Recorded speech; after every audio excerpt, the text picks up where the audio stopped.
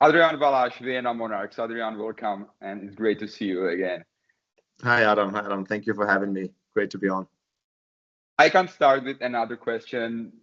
Your personal break was way longer than your team's off season, but eventually your knee allowed you to play at the World Championships, and you play at the Winterlux, and now the full season is ahead.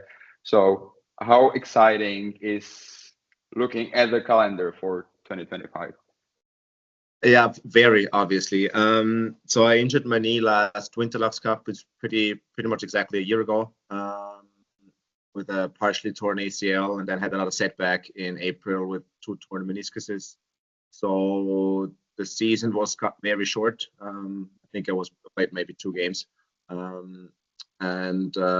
it was a very, since I wanted to get ready for the Worlds, and I worked hard with my surgeon and my physio to get ready. It was definitely a crazy amount of work to put in, besides like regular work and regular practices and everything else going on. But it was absolutely worth it. To be able to play at the Worlds in a condition that I would actually call playing, instead of just not being. I could do everything from offense to defense, which was great. So I couldn't be happy with that.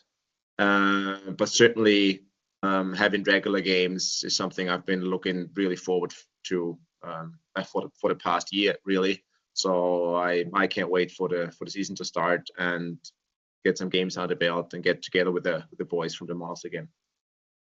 You guys played a couple of good games at the Winterlux, so tell us, what can we expect from Monarchs in the upcoming season? Because I believe your determination and motivation will stay the same. So what about new names on the roster? Or yeah, actually Winterlux Cup was really good for us. We have new people joining us with the Monarchs last fall.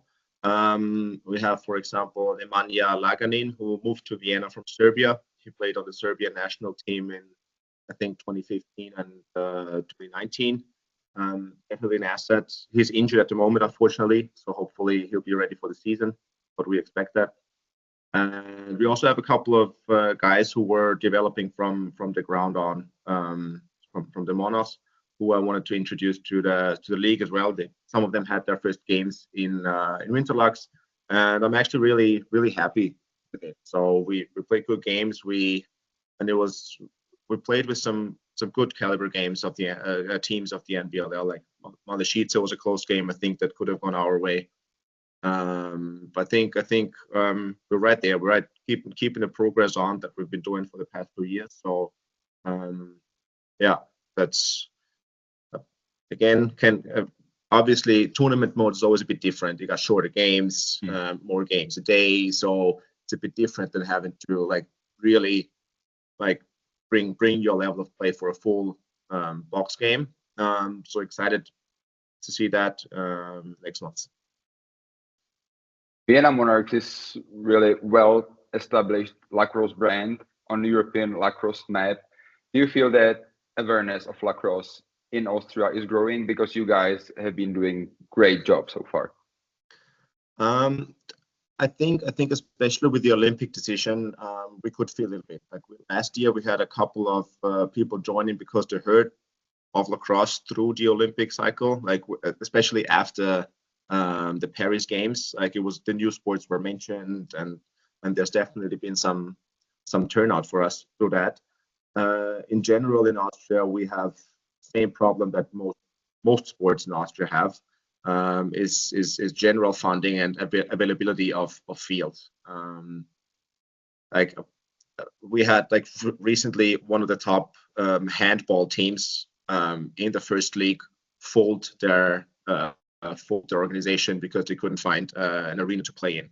Or just recently, last month, one of the top volleyball teams in Austria from Tyrol is folding their organization because they cannot find a field to play, and that's top level teams. They play Champions League in Europe, and there simply isn't enough awareness, first of all from the state, but also from smaller district governments to to support these kinds of sports. So with lacrosse being even smaller, it's super hard to get like the basic sets that you would expect the support from the government.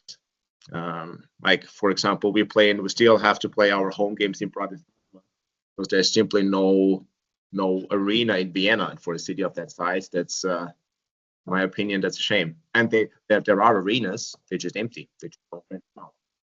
On the other hand, you've been doing great job with getting partners and sponsors, which is great. Yeah, absolutely. And that's the big thing, that the community is great. Like despite all those hurdles that we have to manage, like people are really hustling and gathering around and seeing what they can do for each other. So I think the support from the community has been incredible. Like the way we run the Monarchs, for as small as we are, we run it, I think, quite professionally, and nobody's getting paid for anything. Everybody's doing this for the love of the game. That's my opinion. That's how it's supposed to be. So let's grow together. Exactly. You mentioned Bratislava. Bratislava Bats will not participate in the 2025 season. So can we expect a couple of Bratislava names in the blue-white uniforms? A couple, yes. So we've been in talks with them for a bit now, and we expect to have get Bratislav Adam, the goalie, helping us out for a few games, and another player, Richard Velek. He's a young guy from Bratislava. He played for our under-21 team in the Austrian league, actually. So the guys know him. Like he's to that extent, he's part of our team. I think that works out great for us. No one else so far. I think Bratislava is sitting out the season for personal reason. It's all like good personal reasons. That's what I heard. And they're playing in the second NBLL, right? They moved down. Correct. Yeah. What's your personal goals for the upcoming season? Stay healthy and play. Like as I said earlier, like being around the boys and just being out on the field and battling it out. That's like I enjoyed it so much in Winterlax Cup. I enjoyed so much in the Worlds. That's what I personally put all the work in for. There's nothing I'd rather be. Make an impact for the Monarchs and for the team. Get off that bottom place at the table and reach up a bit. I think with the progress we've been getting closer and closer. We just weren't able to put that final nail down and win a significant amount of games. I think that's the last step for us. Thank you very much, Adrian. And good luck and see you on the stage. You're welcome. Thank you very much. And see you soon.